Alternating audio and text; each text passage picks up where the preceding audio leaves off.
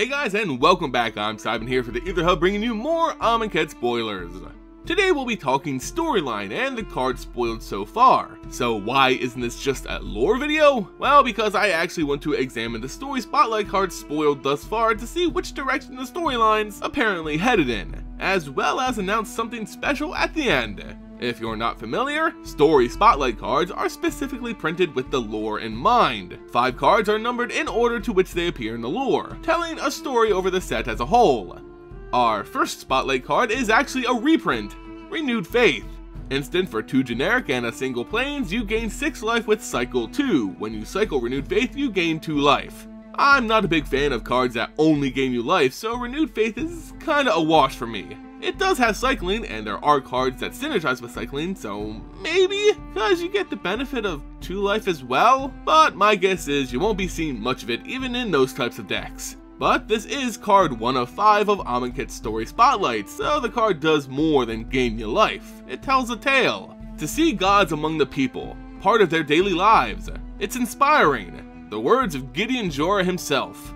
Gideon comes from another world of gods, Theros, but the gods there were only a part of people's daily lives through devastation and calamities. The people of Theros devote their lives to the gods. Their devotion gives them strength, but no god is beholden to their worshippers. In fact, they seemingly serve only themselves.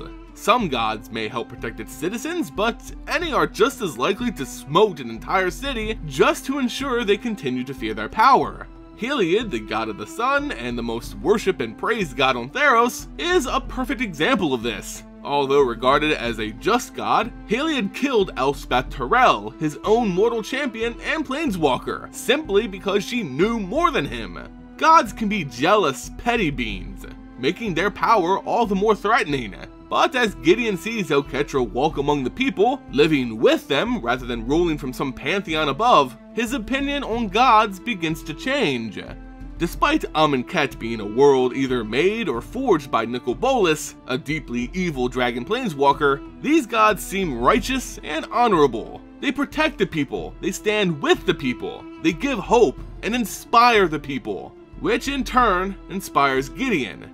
His faith is quite literally renewed.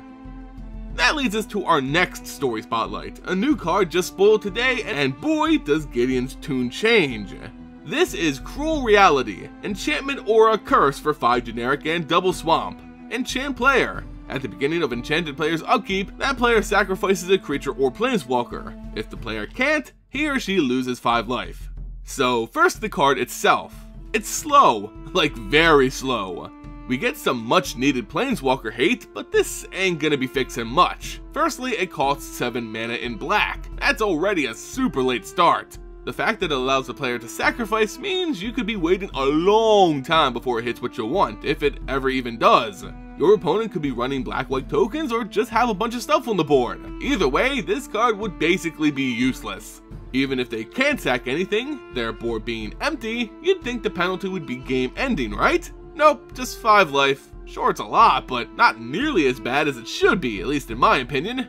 This may see play in some curse EDH deck, maybe, but don't expect it anywhere near standard, even if we get overrun by planeswalkers. And for limited, well, let's just say you'll see this get passed by at least a few times. So looks like the story spotlight cards are, well, 0 for 2 in playability, but again, they still tell a story. So what does Cruel Reality say?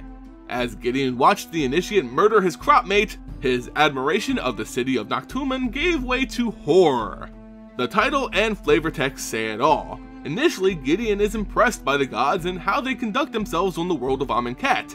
Then, he starts to look at things a little more closely. These crops, fitting for how people are cut from it like weeds, are the groups of initiates looking to pass the trial of the 5 gods. This looks like it could be the test of the black god, Bantu. Perhaps murder is just one way you can pass a trial on Amonkhet. Regardless, this initiate is forced to murder in the name of the gods, revealing to Gideon that these and the gods of Theros have more in common than he first realized. And that leads us to my own thoughts so far. This story is all about Beef Slabs, his issues with his past, and coming to terms with the gods he's been conditioned to serve for his entire life. He lost all his friends on Theros to a god. Now, he felt like his previous belief in these beings could be restored on Amonkhet. Yet, the well of Bolas runs deep on this plane, and it seems the gods aren't as just as he first realized. But what about Story Spotlight spoiler number 3? Where are we heading? Well, this is the awesome news I promised you guys at the start. Wizards of the Coast has selected the Aether Hub to exclusively spoil the 3rd Story Spotlight card of Amonkhet. Our full video on that will drop April 11th around noon Eastern. You know how I've kind of been disappointed at the card quality seen on the first 2 Story Spotlights? Well, let me just say that the 3rd one is actually pretty fantastic if I do say so myself. Very befitting of Amonkhet and what we see developing. You know what? To end this video, go ahead and try and guess the type of card and its effects in the comment section below. And make sure you catch us here on the Aether Hub April 11th for our exclusive look at Story Spotlight number 3. If you enjoyed the video and want to support us here on YouTube, consider leaving this video a like and subscribe for more awesome MTG content. As always guys, thank you all so much for watching, and I'll see you next time here on the Aether Hub.